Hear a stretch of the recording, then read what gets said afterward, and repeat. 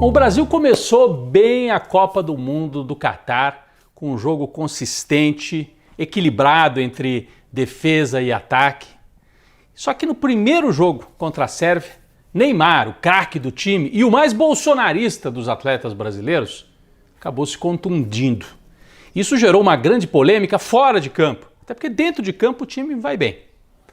Algumas pessoas comemoraram a contusão do Neymar, o que eu acho completamente descabido, né? Comemorar que um atleta se machuque. Bom, mas o fato é que Neymar apoiou o governo que semeou o ódio e, de certa maneira, colheu o ódio contra ele. Não merece, né? O atleta profissional merece fazer o trabalho dele lá dentro de campo. E depois, no segundo jogo, sem o Neymar, aí ficou claro que o time sente falta, sim, dele. Ele tem muito talento, atrai os adversários, né, e deixa espaços vazios para que os outros possam avançar dentro de campo. O Brasil ainda vai ter adversários muito duros aí no caminho até uma possível final. A gente torce para que chegue lá e para que os atletas que se contundiram voltem a atuar na Copa. Mas a gente fica com um olho no Catar, claro, um outro olho aqui no Brasil.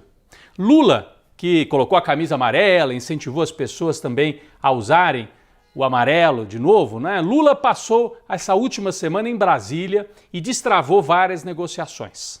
A chamada PEC da transição começou a tramitar no Senado Federal. O que é essa PEC? É uma emenda constitucional para garantir recursos para o Bolsa Família de R$600, porque o Bolsonaro deixou de fora do orçamento para 2023 o Bolsa Família de R$600. Ele dizia na campanha, não, eu vou manter, mas no orçamento eu não tenho dinheiro. Então o Lula está negociando, acertou no Congresso Nacional, o prazo seria de 4 anos, né, de recursos fora do teto de gastos para poder bancar esse programa social. Alguns parlamentares querem menos tempo, 2 anos e depois negociar de novo. Essas conversas avançaram, Lula se reuniu com o presidente do Senado, Rodrigo Pacheco, com o presidente da Câmara, Arthur Lira, né? Teve um almoço importante com Arthur Lira, que apoiou o Bolsonaro, mas já está conversando com o Lula.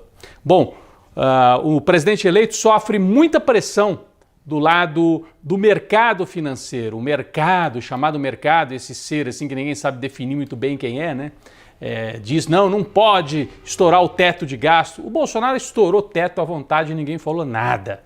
Lula não cedeu às chantagens no mercado que queria logo um nome, queria que ele definisse o nome para o ministro da Fazenda. Lula não anunciou, mas o fato é que Fernando Haddad ganhou muita força. Está sendo cotado para ser o ministro da Fazenda.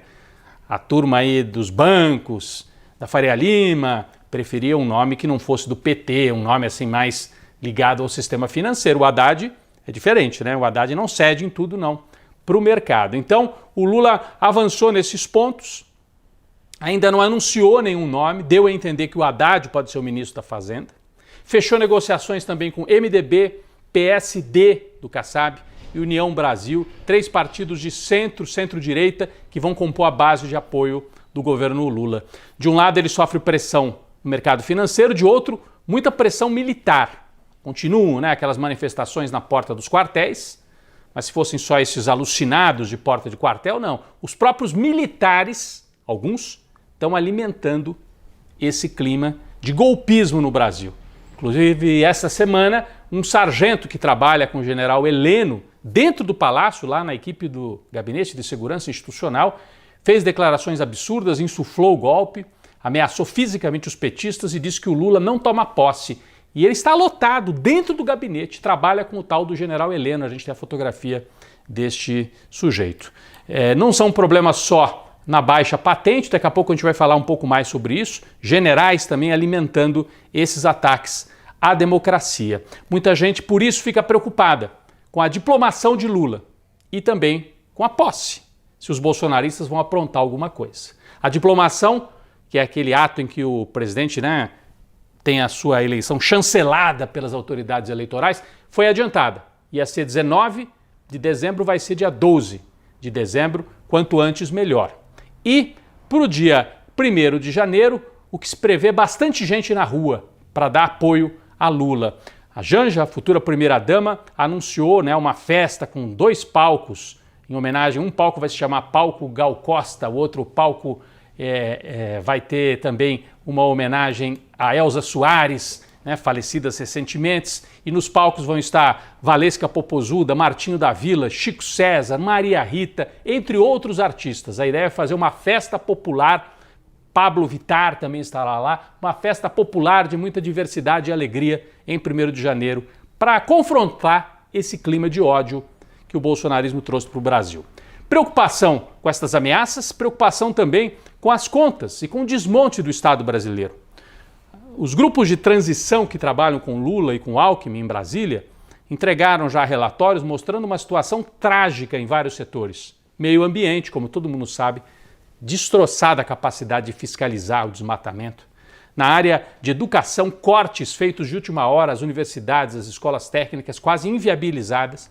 E na saúde, não se sabe nem ao certo qual é o estoque de vacinas que tem o Brasil. Então, uma situação preocupante, vai dar muito trabalho arrumar a casa. Não é só o problema de contas, de orçamento, é arrumar a administração federal. Do lado da extrema-direita, o presidente Bolsonaro, continua mudo. Ele reapareceu em público, mas sem falar nada. Apareceu em 2 situações. Uma, na AMAN, Academia Militar de Agulhas Negras, em Resende, no estado do Rio. Uma cerimônia ali. Do lado dele apareceu o Mourão, e insuflou o Bolsonaro para falar com o público, falou, você não vai conversar com o seu povo, acabou o jogo?